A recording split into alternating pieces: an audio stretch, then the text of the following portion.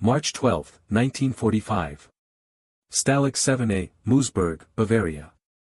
Karl Müller stood in the prison camp kitchen at 0530 hours, watching steam rise from 3 industrial cooking pots while 6,000 British, American, and French prisoners waited for their morning meal in barracks that smelled of unwashed bodies and despair.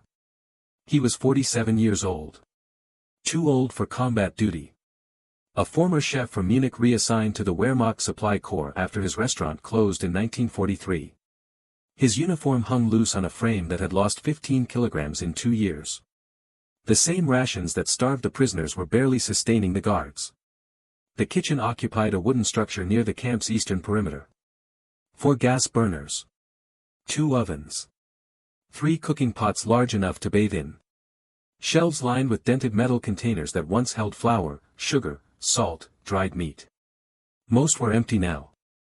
The supply lines from Berlin had been irregular since January. Since February, they had nearly stopped. Müller lifted the lid on the first pot. Thin soup. Water, 3 kilograms of turnips, half a kilogram of barley, salt. The liquid was almost transparent. You could see the bottom of the pot through the broth. This would be divided among 2,000 men for breakfast. Each prisoner would receive approximately 200 milliliters. About 1 cup. Enough to feel liquid in your stomach. Not enough to stop hunger. The second pot contained the same mixture. The third pot was identical. 600 milliliters per prisoner for the entire day. 3 cups of weak soup. Maybe 400 calories if the turnips were good. A human body needs 2,000 calories to maintain weight. 1,500 to avoid starvation. The prisoners were receiving less than 500. Müller had watched them deteriorate since Christmas. Men who arrived weighing 75 kilograms now weighed 55. Their uniforms hung like scarecrow clothes. Their eyes had developed a particular look, distant and animal at the same time. They moved slowly to conserve energy. They stopped talking to save breath. They thought constantly about food. Some had begun eating grass. Others consumed boot leather soaked in water and boiled. 2 prisoners had died in February from eating poisonous plants they mistook for nourishment. The camp doctor recorded their deaths as dysentery. The real cause was desperation. Müller stirred the soup. The wooden spoon scraped the bottom of the pot. Metal on wood. A sound he had made 10,000 times. In his restaurant, he had prepared veal schnitzel, sauerbraten, apple strudel. He had taken pride in presentation, in flavor, in the satisfaction visible on customers' faces. Now he made soup so thin it was barely food. He felt shame every morning. But shame did not fill stomachs. Shame did not prevent starvation. Müller had learned this distinction. There was what you felt and what you could do. The gap between them was where men lived or died. Commandant Hoffmann entered the kitchen at 0545. He was a Hauptmann, a captain, 39 years old. Before the war, he had been a factory administrator in Stuttgart. He approached military discipline the way he had approached production schedules, as a series of problems requiring practical solutions. He was not cruel by nature. But he was tired. Everyone was tired.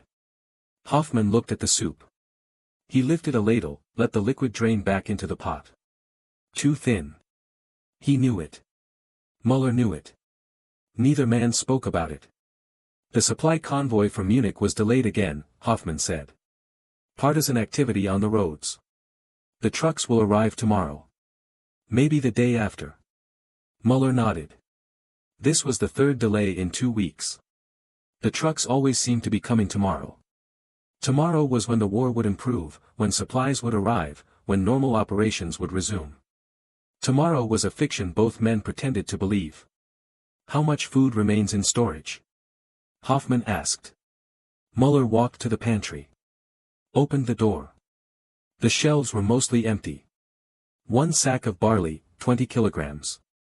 1 crate of turnips, perhaps 30 kilograms. A box of salt. Some dried herbs that added no nutritional value but could make the soup smell like food. That was everything. Enough for 3 more days if we maintain current portions, Müller said. 2 days if we increase portions. Keep the portions as they are, Hoffmann said. The trucks will arrive. He left the kitchen. His boots echoed on the wooden floor. When the sound faded, Müller was alone again with the soup. He stood very still. Outside, 6,000 men were waking in their barracks. They would smell the soup soon. The scent would travel across the compound. It would make them salivate. Their bodies would prepare for food that would not come in sufficient quantity. Müller had been cooking in this kitchen for 14 months. He had never lied about the supplies. He reported honestly to Hoffmann. He followed Wehrmacht regulations regarding prisoner rations. He had done his duty. But duty was not enough anymore. He looked at the pantry again. Looked at the empty shelves. Looked at the single sack of barley. In 3 days, there would be nothing. The trucks might not arrive in 3 days. They might not arrive in a week. The prisoners would starve. Not slowly. Not gradually. They were already starving. The next stage was death. Müller had a choice. He could follow regulations and report the truth. Or he could lie. A small lie. One that might buy time. One that might keep 6,000 men alive until the trucks arrived. If they arrived. He made his decision in the space between one breath and the next. It was not dramatic. It was not philosophical. It was practical. He would lie because telling the truth would kill people. Simple as that. March 13, 1945. Morning inspection. Hoffmann stood in the kitchen with a clipboard while Müller showed him the pantry inventory. This was routine. Twice weekly verification of supplies. Wehrmacht procedure to prevent theft or waste. Müller had performed this inspection 60 times without deviation. Barley? Hoffmann asked. 3 sacks, Müller said. 60 kilograms total. Hoffmann looked at the pantry. Saw 1 sack. 20 kilograms. He frowned.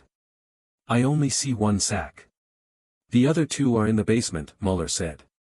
Keeping them cool to prevent weevils. This was the lie. There was no basement. The kitchen was built on a concrete slab. But Hoffmann did not know this. He had never worked in a kitchen. He managed paperwork, not cooking operations. He trusted Müller because Müller had been reliable for 14 months. Turnips. Hoffmann continued. 4 crates, Müller said. 120 kilograms. 1 crate actually remained. 30 kilograms. But Hoffmann wrote down 120. He wrote it because Müller said it. He wrote it because lies become truth when written on official Wehrmacht forms. This will last how long? Hoffmann asked. 6 days at current rations, Müller said. 7 if we reduce portions slightly. Actually, it would last 3 days. Maybe 4. But Hoffmann needed to believe the food situation was stable. If he knew the truth, he would have to report it to his superiors. His superiors would demand explanations. Why had the camp run so low on supplies? Why had Hoffmann not requisitioned food earlier? Why had he failed in his administrative duties? Hoffmann would be blamed. Transferred. Replaced by someone harder. Someone who might decide that starving prisoners were acceptable losses. Someone who might close the kitchen entirely. Order the prisoners to forage in the woods. Let natural selection operate. This had happened at other camps. Müller had heard the stories. So Müller lied to protect Hoffmann. Lied to protect himself. Lied to protect 6,000 prisoners who did not know a cook was standing between them and death. Hoffmann finished the inspection. Signed the inventory form. Filed it in his office. The lie was now official. 3 sacks of barley that did not exist were documented in Wehrmacht records. 4 crates of turnips that were not real had been certified by a Hauptmann signature. Müller returned to cooking. Made the same weak soup. Served it to prisoners who had no idea their rations depended on fiction. The day passed. The lie held. March 14th, morning formation. Prisoners stood in rows of 100 while guards counted them. This took 30 minutes. Müller watched from the kitchen window. Saw how they swayed. Saw how they leaned on each other for support. Saw how their uniforms hung on frames that resembled skeletons wearing cloth. American prisoners wore khaki. British wore brown. French wore grey. The colors were different, but the bodies were the same. Hollow cheeks. Protruding collarbones. Wrists like sticks. All of them were dying at different speeds. The Americans died faster because they were less accustomed to hunger. The British held on better. The French, who had survived 4 years of war, were the most efficient at converting nothing into something. After formation, the prisoners received their morning soup. They lined up with metal cups. Müller's assistant ladled the thin broth. Each prisoner received his portion. 200 milliliters. 1 cup. They drank it immediately. The liquid was gone in seconds. Then they returned to their barracks. Some prisoners saved their bread ration. Hid it under mattresses. Tried to make it last. But rats were everywhere. The rats ate better than the prisoners. At night, you could hear them in the walls. Scratching. Chewing. Living. Müller had tried to poison the rats. Set traps. Blocked their holes. But they adapted. They learned which areas were dangerous. They knew the poison smell. They were more intelligent than people wanted to believe. In a camp where everyone was starving, the rats thrived. March 15th. The supply convoy did not arrive. Hoffmann waited by the main gate from dawn until noon. Then he went to his office. Made telephone calls to Munich, to regional command, to Wehrmacht logistics. Everyone gave the same answer. The trucks were coming. Tomorrow. Always tomorrow. Müller checked the pantry. Half a sack of barley remained. 10 kilograms. 1 crate of turnips, now 2/3 empty. 20 kilograms. Enough for 2 more days. Maybe less. He stood alone in the kitchen. The afternoon light came through dirty windows. Dust moved in the air. He thought about his lie. 3 sacks of barley. 4 crates of turnips. The fiction he had created was running out. Soon Hoffmann would inspect again. Soon the gap between reported supplies and actual supplies would become obvious. Then what? Müller had no answer. He only knew that 2 more days was better than no days. That a lie which bought time was better than truth which killed immediately. He began preparing the evening meal. Same soup. Thinner now. The turnips were smaller pieces. The barley was reduced by half. The prisoners would notice. They always noticed. They spent every waking moment thinking about food. They knew exactly how much broth they received. They compared portions. They calculated calories in their heads. They were experts in hunger. But they would not complain. Complaining wasted energy. And complaining to whom? The guards were eating the same rations. Everyone was hungry. The entire camp was starving together. That was the fundamental truth of March 1945. The war was ending. Germany was collapsing. The supply system had failed. Everyone suffered. Some would survive. Others would die. The difference was often a matter of grams. That night, Müller lay in his quarters. A small room near the guard barracks. A bed. A chair. A lamp. He had brought nothing personal to the camp. No photographs. No books. He had come expecting to serve 6 months before reassignment. That was 14 months ago. Now reassignment seemed unlikely. The Reich was dying. Soldiers were deserting. The Eastern Front was collapsing. Berlin was burning. In Moosburg, 6,000 prisoners waited for food that would not come. Müller closed his eyes. Tried to sleep. But sleep required peace of mind. He had lied to a Wehrmacht officer. Falsified official documents.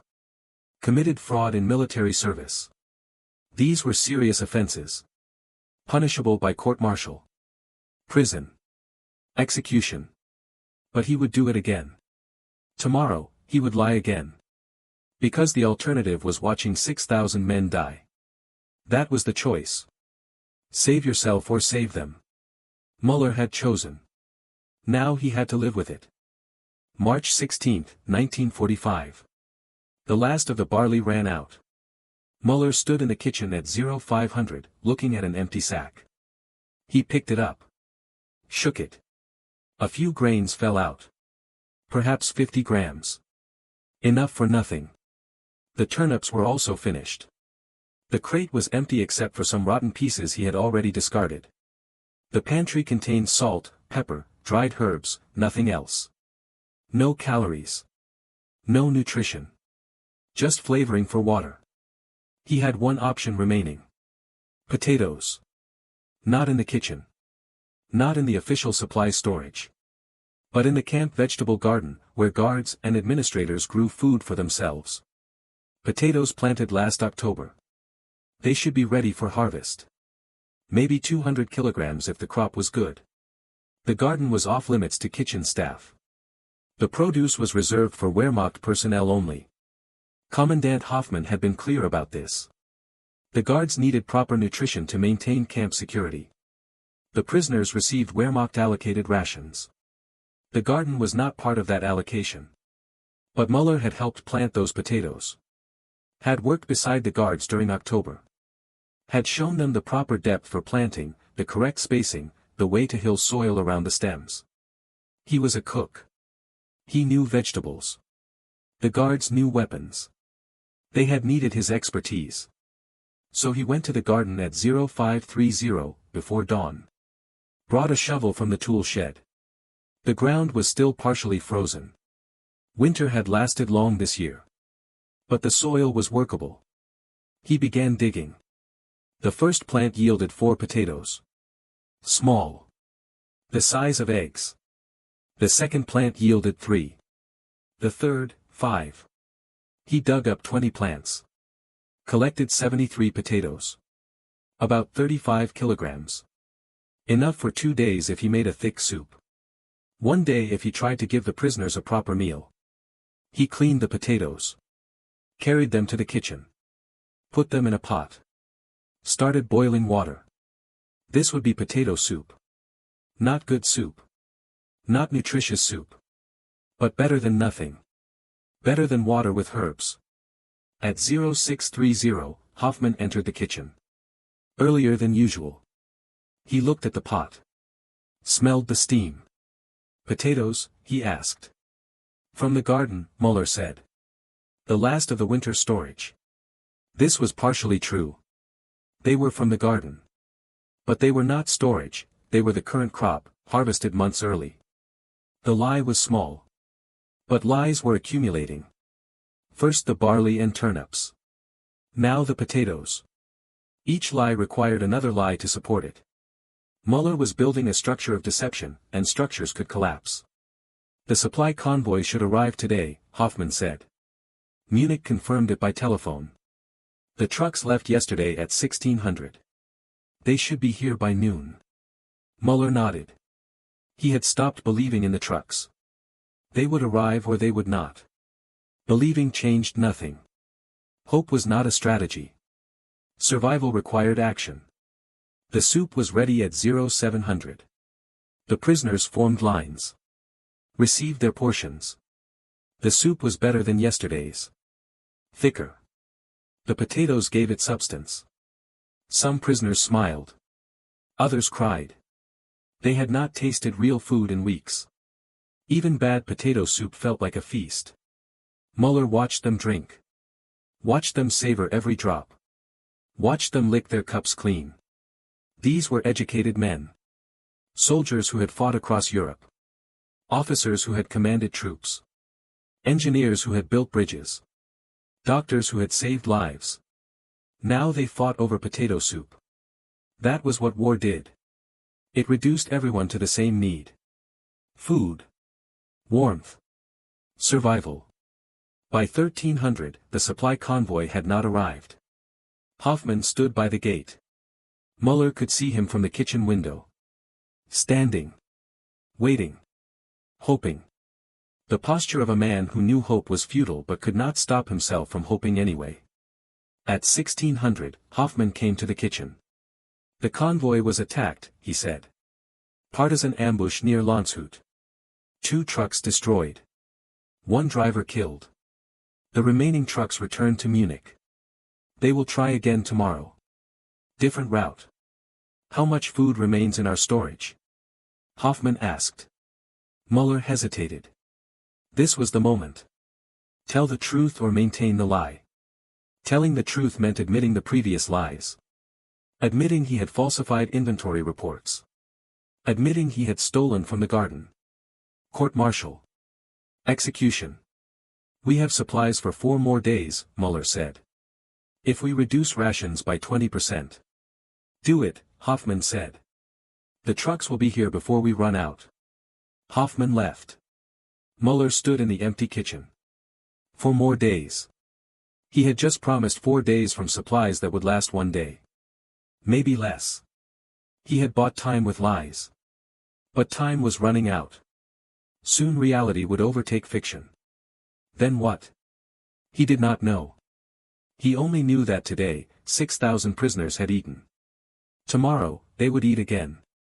That was enough. That had to be enough. March 17th. The potato soup from yesterday was gone. Müller had nothing left. No barley. No turnips. No potatoes. The pantry was completely empty. He stood in the kitchen at 0500, looking at bare shelves, feeling the weight of 6,000 hungry men pressing down on him. He had one final option.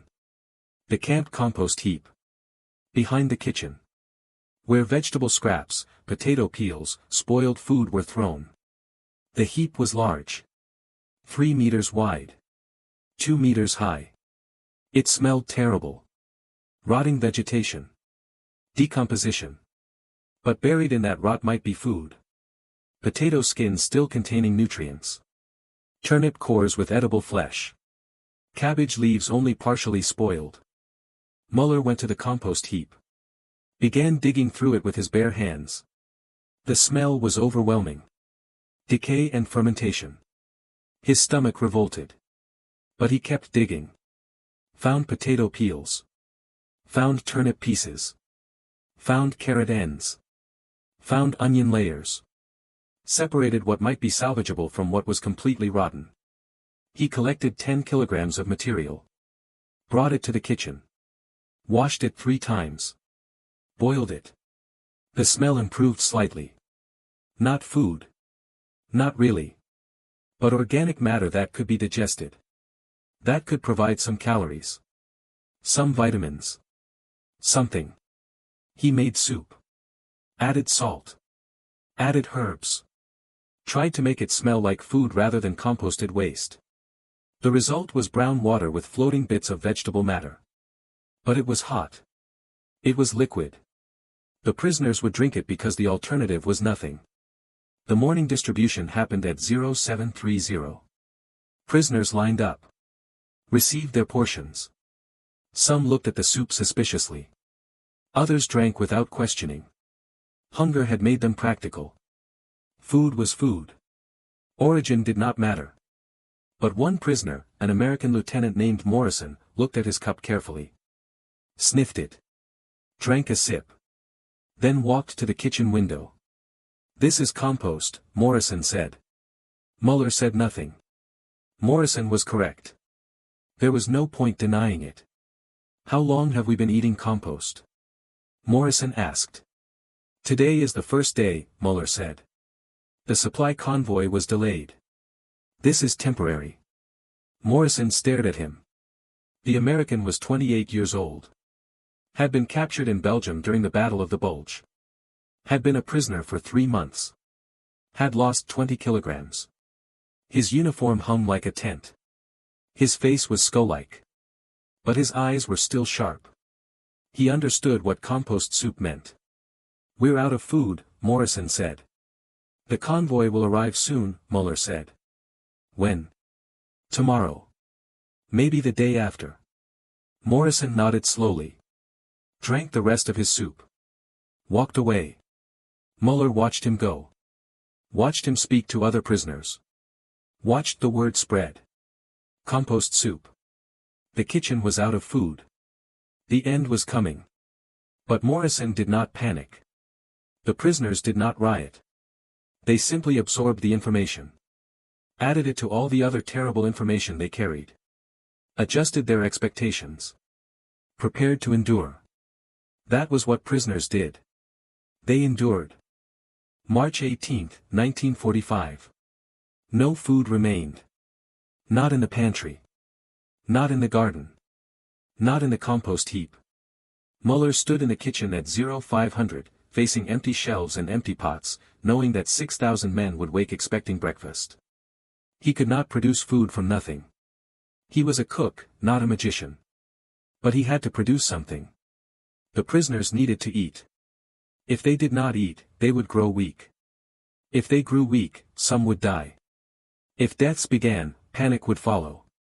Panic would lead to rebellion. Rebellion would lead to shooting. The guards had machine guns and orders to maintain control. The result would be massacre. Müller needed time. One more day. Just one more day until the convoy arrived. He boiled water. Added salt. Added herbs. Made tea. Hot water that tasted like something. It had no calories. No nutrition. But it was warm. Warmth was something. In March, with temperatures near freezing, warmth kept people alive a few hours longer. He also made a decision. He went to Hoffmann's office at 0600. The food situation is critical, Müller said. We need to requisition from the guard supplies.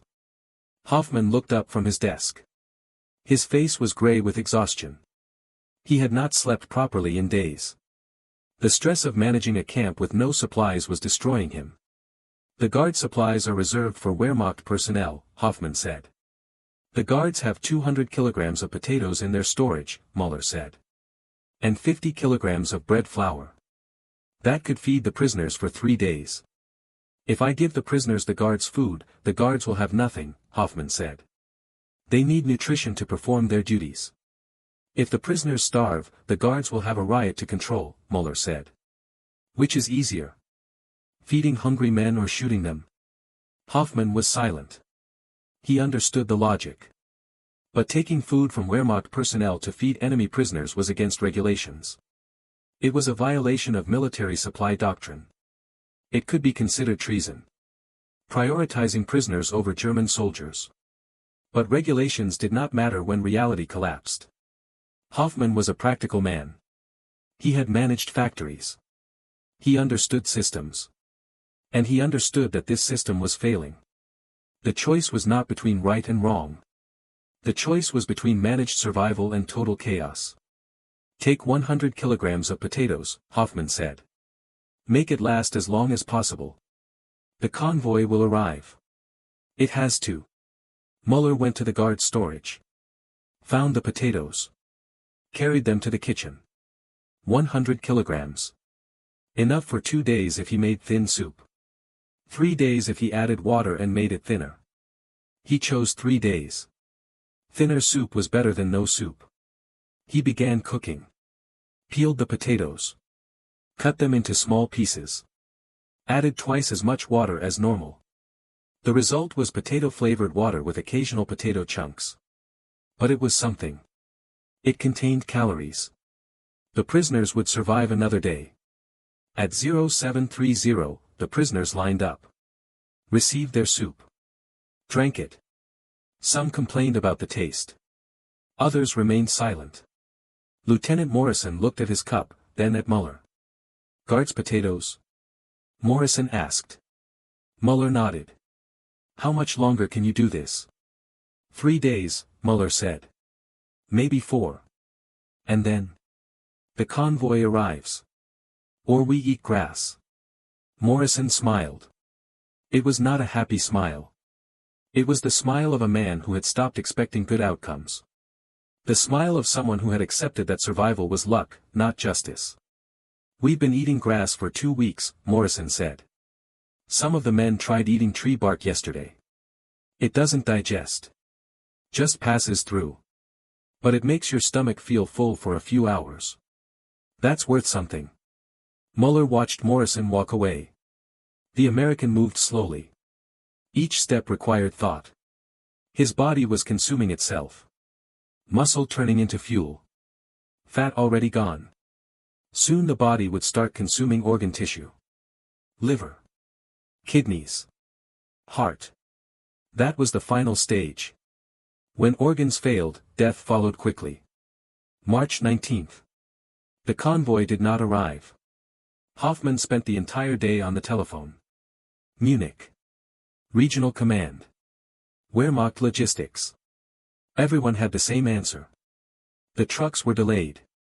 Roads were blocked. Partisan activity was increasing. The situation was dangerous. Tomorrow. Always tomorrow. That night, the first prisoner died. A French corporal named Beaumont. He had been weak for weeks. Dysentery. Malnutrition. His body simply stopped functioning. He died in his sleep. Quietly. The other prisoners found him in the morning. They carried his body to the camp hospital. The doctor recorded the death. Cause, malnutrition. Number 1. But Beaumont would not be the last. Müller knew this. Morrison knew this. Hoffmann knew this. Everyone knew this. The deaths had begun. Now it was just a question of how many. How fast. Whether any would survive. March 20th. 2 more prisoners died. British. Both from dysentery complicated by starvation. Their bodies had no reserves left. No immune system. No strength to fight infection. They died within hours of each other. The doctor recorded the deaths. Number 3 total. The potato soup was running out. Müller reduced portions again. Each prisoner received 150 milliliters instead of 200. 1 cup became 3/4 of a cup. The difference was 50 milliliters. About 3 tablespoons. But those 3 tablespoons might mean life or death. 50 milliliters times 6,000 prisoners equals 300 liters. That was enough soup for an extra day. An extra day meant one more chance for the convoy to arrive. But the prisoners noticed the reduced portions. They always noticed. Some accepted it silently. Others complained loudly. Arguments started in the food lines. Accusations of unfair distribution. Claims that some prisoners received more than others. Guards had to intervene. Restore order. The situation was deteriorating. That night, Müller could not sleep. He lay in his quarters, staring at the ceiling, listening to sounds from the compound. Coughing. Moaning. The sounds of suffering. He thought about his lie. The lie that had bought time. The lie that had kept 6,000 men alive for 1 more week. But a lie could not produce food. A lie could not save lives indefinitely. Reality was catching up. He thought about his restaurant in Munich. The life he had before the war. Customers who complimented his cooking. Regular patrons who requested specific dishes. The satisfaction of preparing good food for people who appreciated it. That life seemed like it belonged to a different person. A person who had never stood in a prison camp kitchen trying to make soup from nothing. War changed people. Not dramatically. Not visibly. But internally. Where thoughts lived and decisions were made. Müller had become someone who lied to officers. Who stole from gardens. Who made soup from compost. Someone who calculated human survival in milliliters and grams. He did not recognize himself anymore. But he kept working. Because stopping meant 6,000 deaths. So he continued. There was no other choice. March 18, 1945. No food remained. Not in the pantry. Not in the garden. Not in the compost heap. Müller stood in the kitchen at 0500, facing empty shelves and empty pots, knowing that 6,000 men would wake expecting breakfast. He could not produce food from nothing. He was a cook, not a magician. But he had to produce something. The prisoners needed to eat. If they did not eat, they would grow weak. If they grew weak, some would die. If deaths began, panic would follow. Panic would lead to rebellion. Rebellion would lead to shooting. The guards had machine guns and orders to maintain control. The result would be massacre. Müller needed time. 1 more day. Just one more day until the convoy arrived. He boiled water. Added salt. Added herbs. Made tea. Hot water that tasted like something. It had no calories. No nutrition. But it was warm. Warmth was something. In March, with temperatures near freezing, warmth kept people alive a few hours longer. He also made a decision. He went to Hoffman's office at 0600. The food situation is critical, Müller said. We need to requisition from the guard supplies. Hoffman looked up from his desk. His face was gray with exhaustion. He had not slept properly in days. The stress of managing a camp with no supplies was destroying him. The guard supplies are reserved for Wehrmacht personnel, Hoffman said. The guards have 200 kilograms of potatoes in their storage, Müller said. And 50 kilograms of bread flour. That could feed the prisoners for 3 days. If I give the prisoners the guards food, the guards will have nothing, Hoffman said. They need nutrition to perform their duties. If the prisoners starve, the guards will have a riot to control, Müller said. Which is easier? Feeding hungry men or shooting them? Hoffman was silent. He understood the logic. But taking food from Wehrmacht personnel to feed enemy prisoners was against regulations. It was a violation of military supply doctrine. It could be considered treason. Prioritizing prisoners over German soldiers. But regulations did not matter when reality collapsed. Hoffman was a practical man. He had managed factories. He understood systems. And he understood that this system was failing. The choice was not between right and wrong. The choice was between managed survival and total chaos. Take 100 kilograms of potatoes, Hoffman said. Make it last as long as possible. The convoy will arrive. It has to. Müller went to the guard storage. Found the potatoes. Carried them to the kitchen. 100 kilograms. Enough for 2 days if he made thin soup. 3 days if he added water and made it thinner. He chose 3 days. Thinner soup was better than no soup. He began cooking. Peeled the potatoes. Cut them into small pieces. Added twice as much water as normal. The result was potato-flavored water with occasional potato chunks. But it was something. It contained calories. The prisoners would survive another day. At 0730, the prisoners lined up. Received their soup. Drank it. Some complained about the taste. Others remained silent. Lieutenant Morrison looked at his cup, then at Müller. Guards potatoes? Morrison asked. Müller nodded. How much longer can you do this? 3 days, Müller said. Maybe 4. And then? The convoy arrives. Or we eat grass. Morrison smiled. It was not a happy smile. It was the smile of a man who had stopped expecting good outcomes. The smile of someone who had accepted that survival was luck, not justice. We've been eating grass for 2 weeks, Morrison said. Some of the men tried eating tree bark yesterday. It doesn't digest. Just passes through. But it makes your stomach feel full for a few hours. That's worth something. Müller watched Morrison walk away. The American moved slowly. Each step required thought. His body was consuming itself. Muscle turning into fuel. Fat already gone. Soon the body would start consuming organ tissue. Liver. Kidneys. Heart. That was the final stage. When organs failed, death followed quickly. March 19th. The convoy did not arrive. Hoffman spent the entire day on the telephone. Munich. Regional Command. Wehrmacht Logistics. Everyone had the same answer.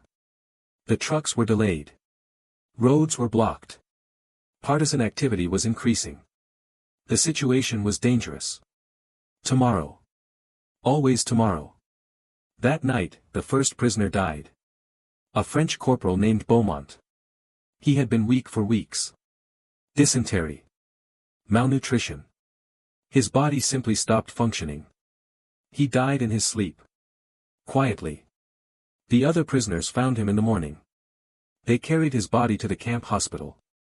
The doctor recorded the death. Cause, malnutrition. Number 1.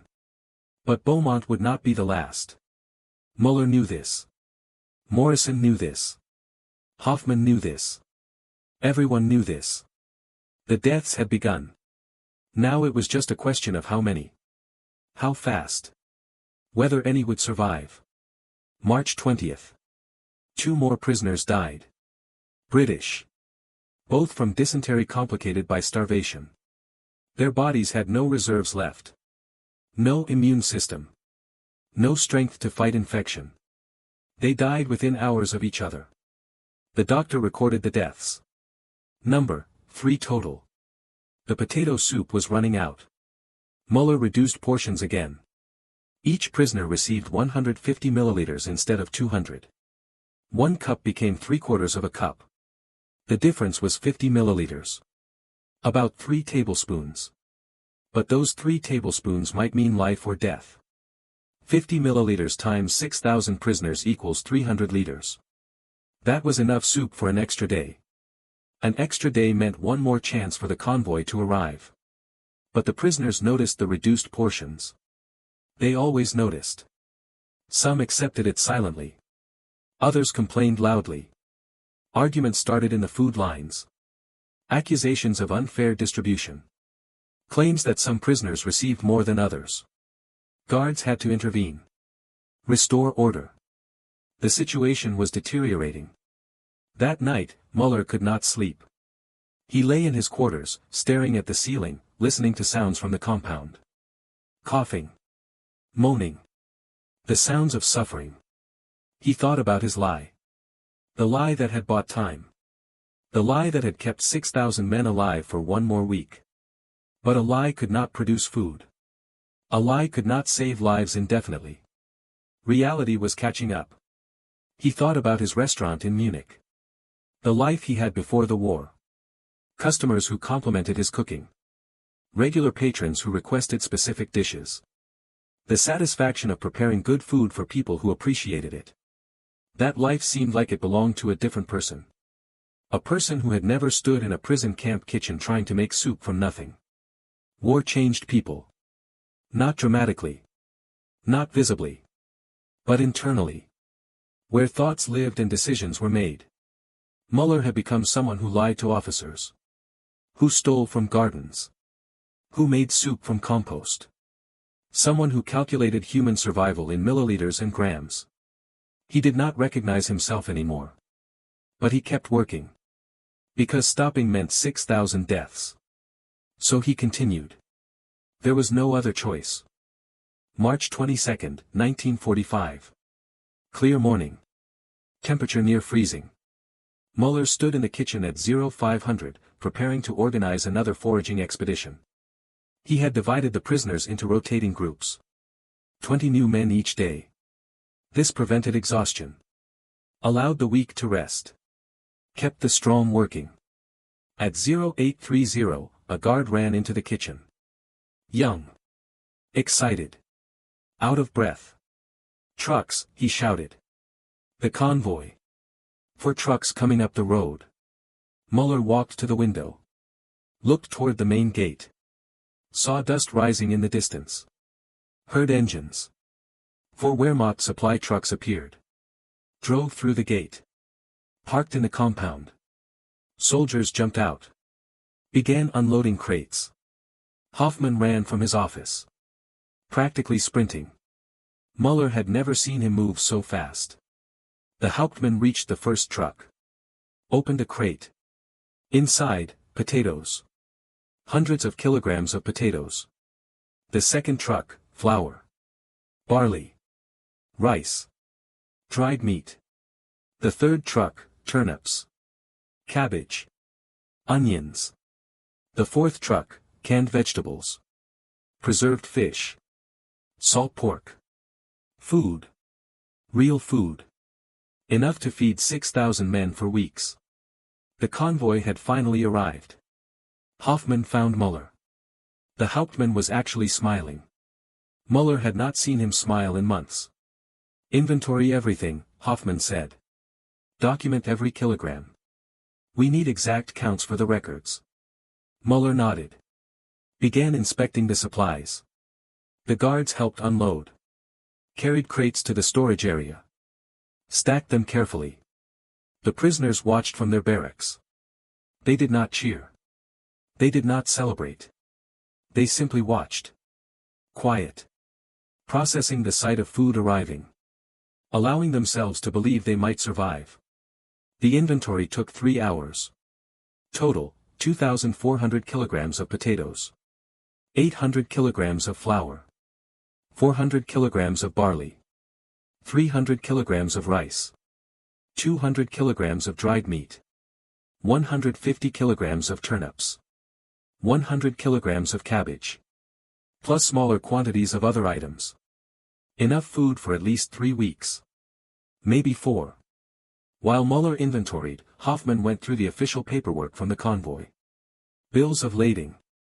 Transport manifests. Supply requisition forms. Wehrmacht bureaucracy continued even during collapse. The trucks had been delayed because partisan attacks had closed the main roads from Munich. The drivers had used secondary routes. Taken 10 days to travel a distance that should have required 4 hours.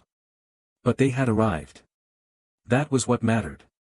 Hoffmann reviewed the inventory reports. Checked them against the official convoy manifests. Then he looked at Müller. According to my records, we should have had 60 kilograms of barley and 120 kilograms of turnips remaining when the convoy arrived, Hoffmann said. But the storage area was empty. Where did those supplies go? This was the moment. The lies Müller had told for 9 days were about to be discovered. He could tell the truth. Admit he had falsified inventory reports. Accept the consequences. Court-martial. Prison. Execution. Or he could lie again. One more lie to cover the previous lies. Build the fiction higher. Hope Hoffmann accepted it. The rats, Müller said. They got into the storage. Destroyed about half the remaining supplies. I disposed of the contaminated food. Didn't want to risk disease. Hoffmann stared at him. Müller could see the Hauptmann processing this explanation. Evaluating its plausibility. Rats were a known problem. Food contamination was a legitimate concern. The explanation made sense. But Hoffmann was not stupid. He suspected the truth. Suspected that Müller had been lying. Suspected that the supplies had run out days ago. Suspected that Müller had been improvising. Foraging. Making soup from nothing. But Hoffmann also understood something else. Müller had kept 6,000 prisoners alive. Had bought time until the convoy arrived. Had prevented mass starvation. Had avoided a disaster that would have destroyed Hoffmann's career and probably gotten him executed for failing to maintain camp operations. Hoffmann could expose the lies. Could demand truth. Could court-martial Müller. But what would that accomplish? Punish the man who had saved everyone? Make an example of competence?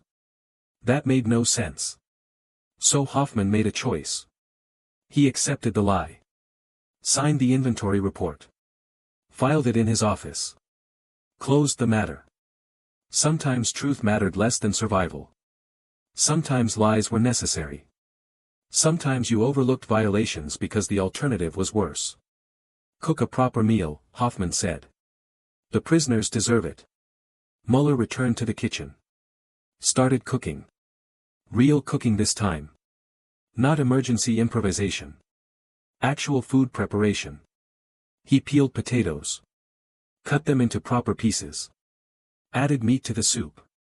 Real meat. The smell filled the kitchen. Spread across the compound. Prisoners emerged from barracks. Stood in the open. Breathing in the scent of actual food. The meal was ready at 1200. The prisoners lined up. Received their portions. Real portions. Not measured in milliliters but in volume.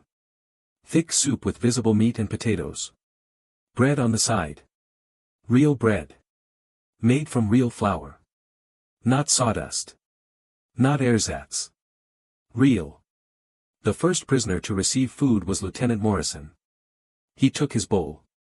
Looked at it. Looked at Müller. How did you do it? Morrison asked. Do what? Müller replied. Keep us alive. For 9 days. With no food. I'm a cook, Müller said. Cooking is what I do. Morrison smiled. Then he said something Müller would remember for the rest of his life. You're more than a cook. You're a man who chose to act when action could have killed you. That's rare. That matters. Morrison carried his food back to the barracks. The other prisoners followed.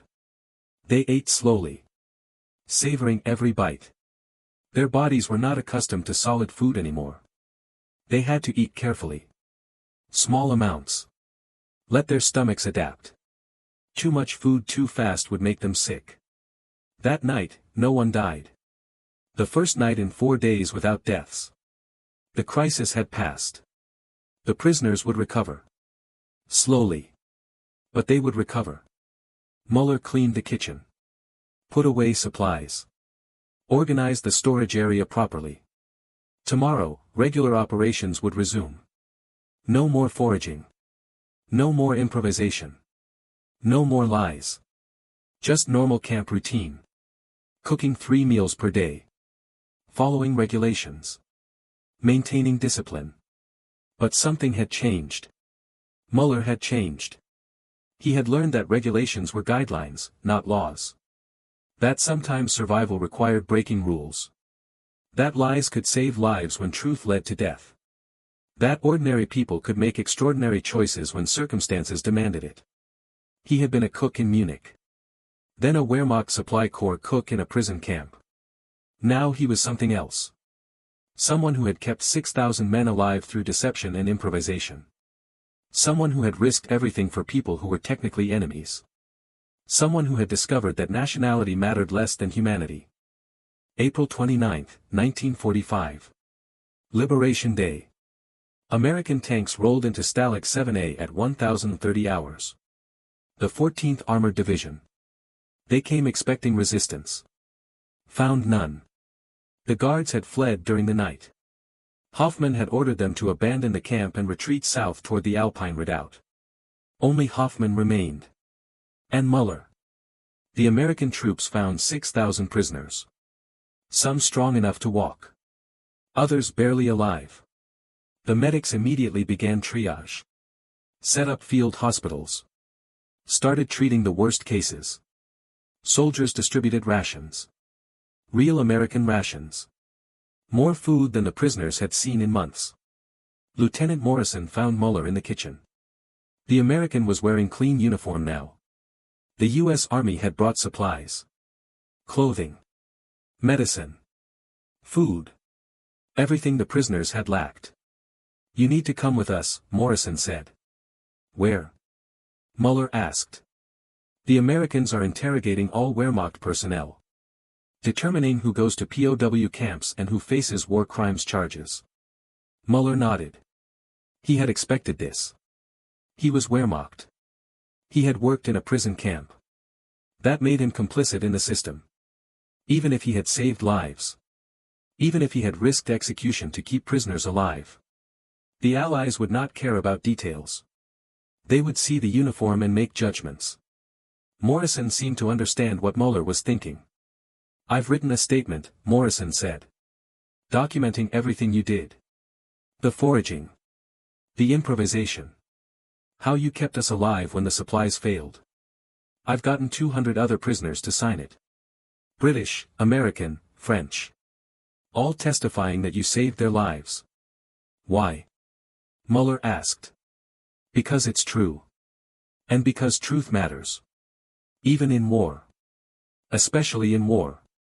The interrogation took place in Hoffmann's former office. An American captain named Rogers conducted it. He had a translator. A stenographer. Official forms. The U.S. Army approached documentation with the same bureaucratic intensity as Wehrmacht. Rogers asked questions. Müller answered them. Yes, he had been a cook at Stalag VII-A. No, he had not participated in mistreatment of prisoners. Yes, he had witnessed food shortages. Yes, he had taken unauthorized actions to feed prisoners. Yes, he had violated Wehrmacht regulations. The interrogation lasted 2 hours. Then Rogers read Morrison's statement. Read the 200 signatures. Read testimonies from prisoners describing how Müller had kept them alive. You falsified supply records, Rogers said. Yes, Müller admitted. You stole from Wehrmacht supplies. Yes. You organized unauthorized work details. Yes. Why? Because people were starving. And I could do something about it. Rogers was silent for a long moment. Then he stamped a form. Handed it to Müller. Non-combatant food service personnel. No war crimes charges. You'll be processed through the standard POW system. Probably released within 3 months. The testimonies saved you.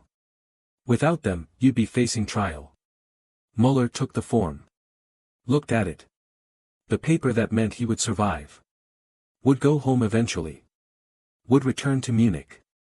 Would restart his life. But he felt no relief. No happiness. Just exhaustion. The kind that sleep could not cure. The kind that came from carrying too much responsibility for too long. Morrison was waiting outside.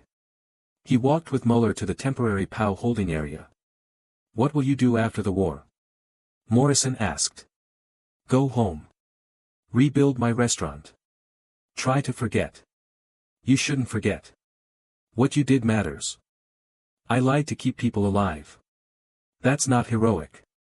That's just practical. No, Morrison said. Practical would have been following orders. Protecting yourself. Letting the system fail. What you did was choose humanity over regulations. That's not practical. That's moral. There's a difference. They reached the holding area. Guards separated them. Morrison went to the liberated prisoners section. Müller went to the POW section. They did not see each other again. Müller spent 7 weeks in the POW camp. Standard processing. Medical examination. Interrogation. Documentation. The Americans were thorough. They wanted to identify war criminals. Separate guards who had murdered from guards who had merely followed orders. Determine who deserved punishment and who deserved mercy. Müller received mercy. Thanks to Morrison's statement. Thanks to 200 signatures. Thanks to prisoners who remembered that a Wehrmacht cook had saved their lives. On June 15, 1945, Müller was released. Given civilian clothes. Given papers authorizing travel. Given 50 marks. Told to go home. The war was over. Germany had surrendered. The Reich was destroyed. Munich was occupied by American forces. But it was still home. He walked. Hitchhiked when possible. Took 3 days to reach Munich. The city was devastated. Bombs had destroyed entire neighborhoods. His restaurant was gone. Burned. Only rubble remained. He stood in front of the ruins. Looked at what had been his life. Felt nothing. He found a small apartment. Got a job in a canteen serving American soldiers. The irony was not lost on him. He had cooked for German soldiers at a prison camp. Now he cooked for American soldiers in occupied Germany. The uniform changed. The job remained the same. Feed people. That was what he did. Years passed. Müller aged. Germany recovered. The economic miracle. Reconstruction. New buildings rose where ruins had been. The war became history. Old men telling stories young people did not believe. Had it really been that bad? Could it happen again? Should we remember or forget? Müller tried to forget. But forgetting was impossible. Every time he cooked soup, he remembered. Every time he measured portions, he remembered. Every time he saw thin people, he remembered.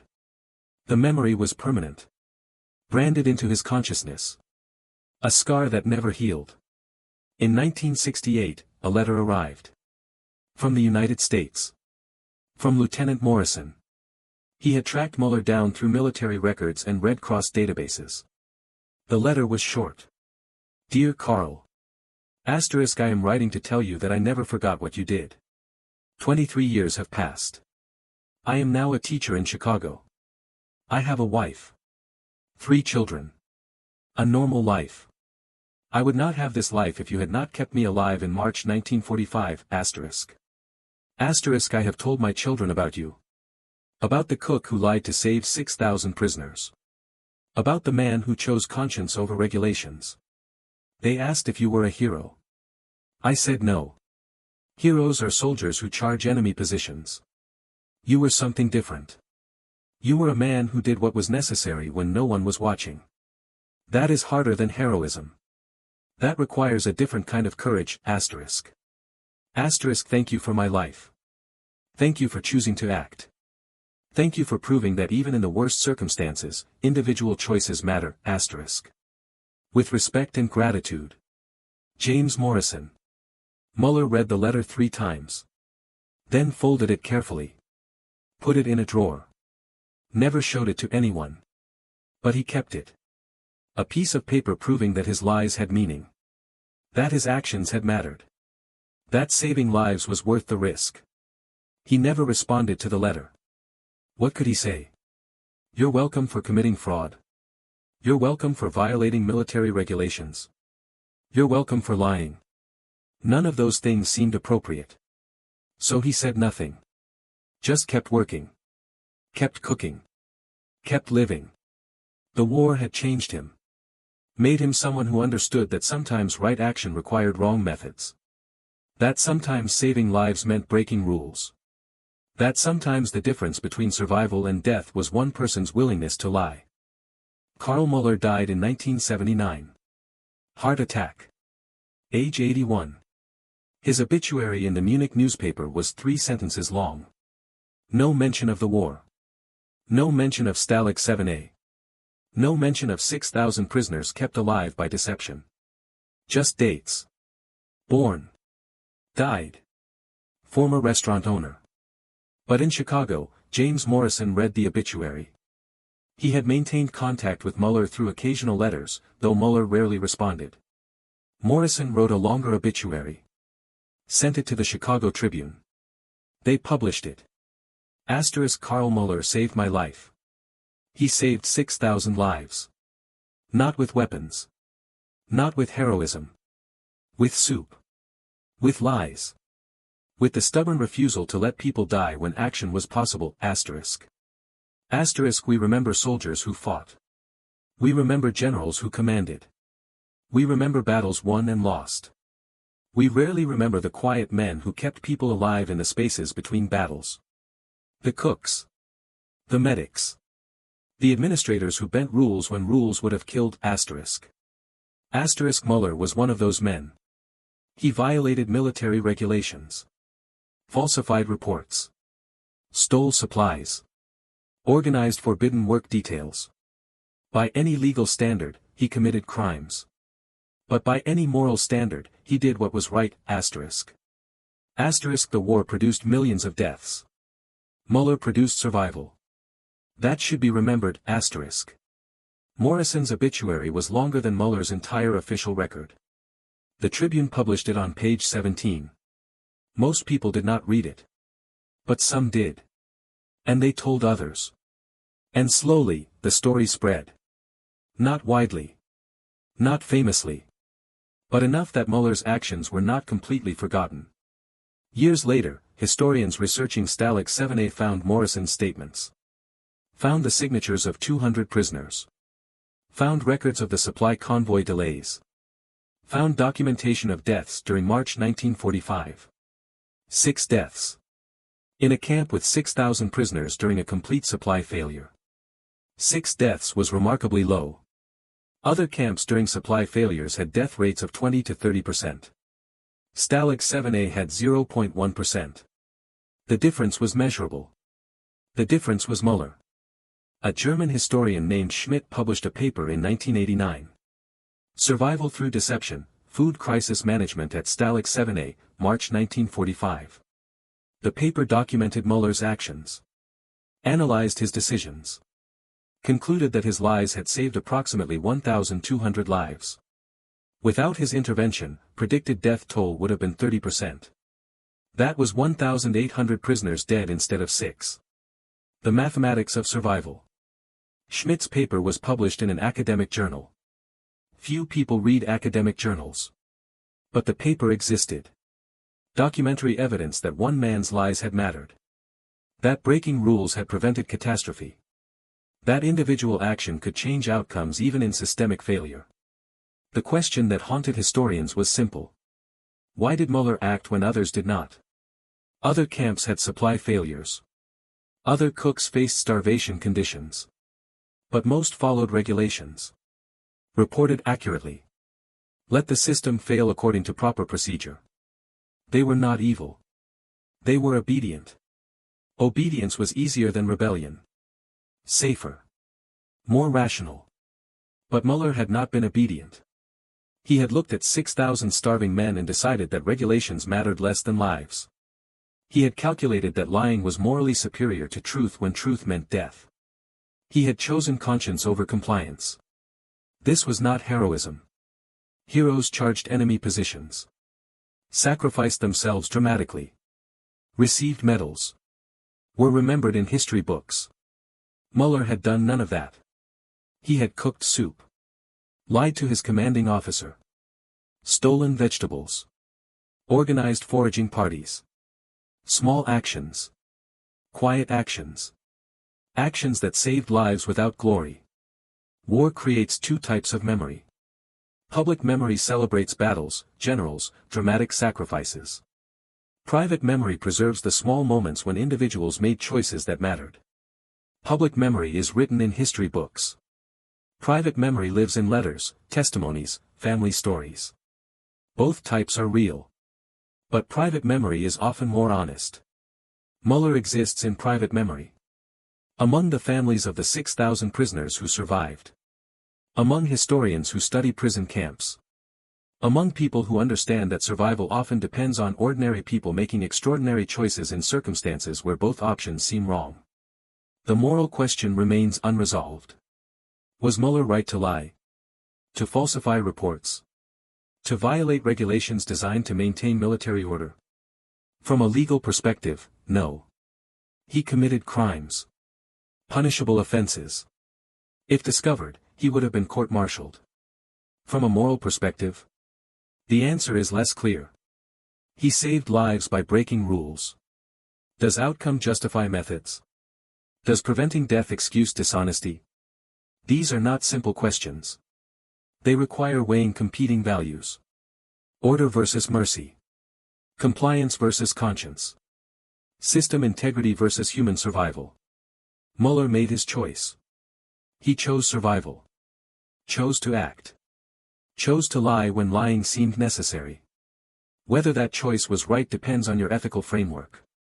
Deontological ethics say rules matter regardless of outcome. Consequentialist ethics say outcomes matter more than rules. Virtue ethics ask what a good person would do. Each framework gives a different answer. But perhaps the relevant question is not whether Müller was right. Perhaps the relevant question is simpler. What would you do? If you were a cook in a prison camp? If 6,000 men were starving? If following regulations meant death and breaking regulations might mean survival? What would you choose? Most people believe they would choose correctly. Believe they would act heroically. Believe they would make the moral choice. But belief is easy. Action is hard. Müller acted. That is what matters. Not philosophy. Not ethics. Action. In a small cemetery in Munich, a grave marker reads, Karl Müller. 1898 to 1979, cook. Just his profession.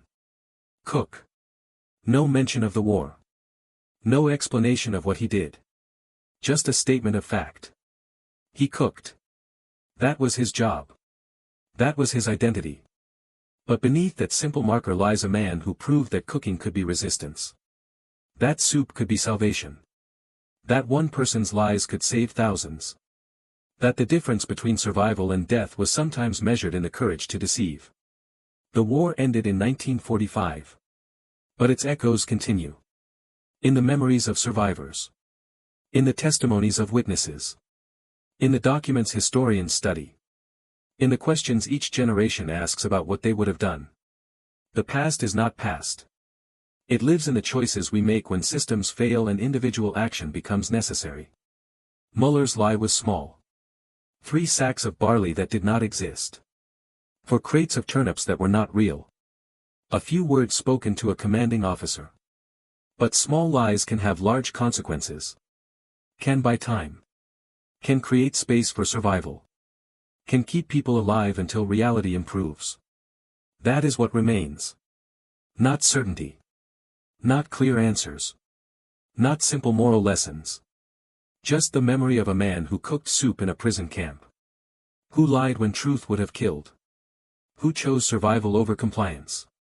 Who proved that even in the worst circumstances, individual choices matter. The question for each generation is whether they will remember. Whether they will understand. Whether they will recognize that survival sometimes requires ordinary people to make decisions they never expected to face. And whether, when that moment comes, they will have the courage to act as Müller did. In the space between following orders and saving lives, Müller chose lives. That choice defined him. Not his profession. Not his nationality. Not his uniform. His choice. And that choice, preserved in testimony and document and memory, remains. A quiet reminder that the difference between death and survival can be one person's willingness to lie.